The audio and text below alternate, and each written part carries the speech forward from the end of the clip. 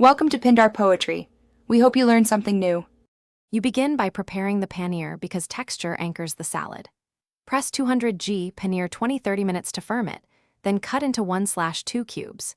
Season lightly with 1/2 tsp salt, 1/4 tsp pepper, and 1 tsp lemon zest so the exterior gains flavor while frying.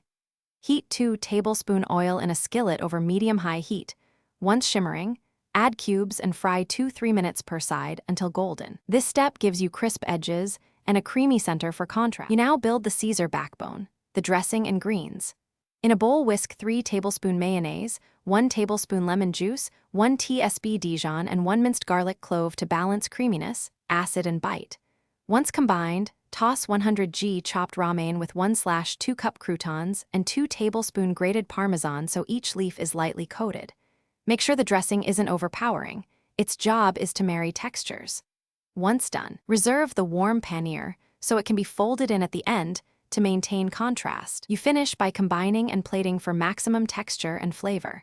Fold the warm fried paneer gently into the dressed romaine so heat slightly softens the dressing without wilting all leaves.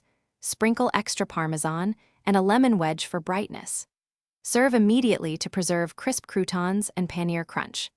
If things go wrong and the salad becomes soggy, quickly re-sear the paneer to restore crust or chill the greens briefly. Then retoss with fresh dressing to revive crispness and balance.